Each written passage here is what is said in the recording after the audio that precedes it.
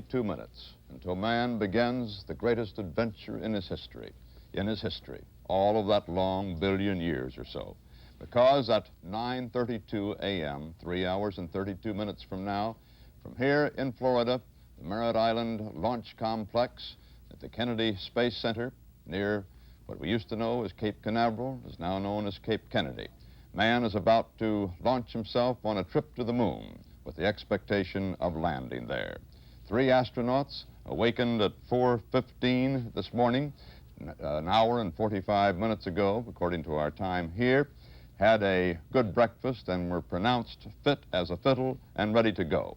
The same is the story out on pad 39A, where you see that giant Saturn rocket waiting to take them on their historic trip to the moon.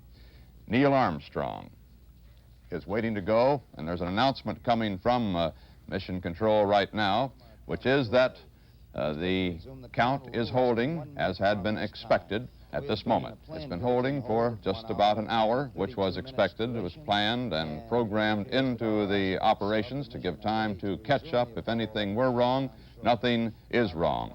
Even the weather has turned good for this mission this morning. Although there had been predictions of low clouds, the clouds are now going to be quite high, and apparently it will be a very simple matter to get this rocket off as far as weather is concerned this morning.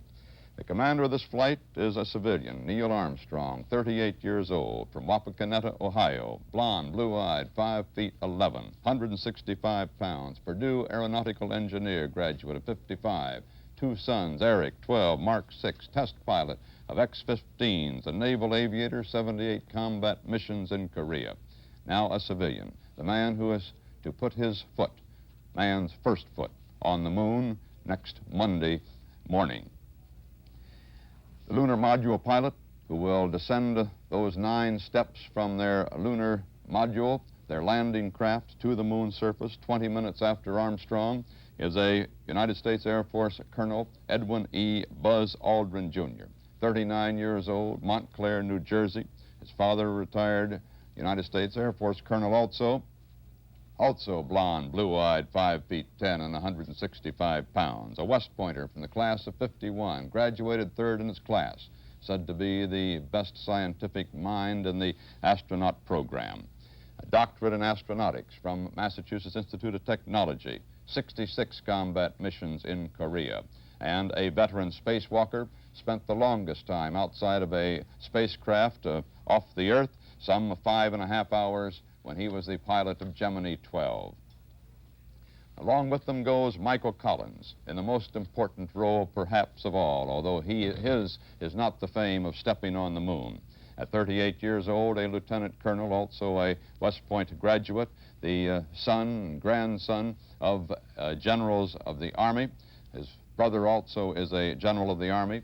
Michael Collins, who was born in Rome, Italy, while his father was in service there, will be the command module pilot.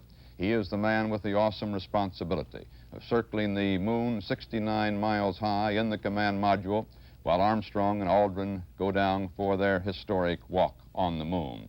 And he, it must be, who will effect any rescue that can be made of those men after they get back off the surface of the moon, or if they cannot make a landing there and cannot come back for rendezvous.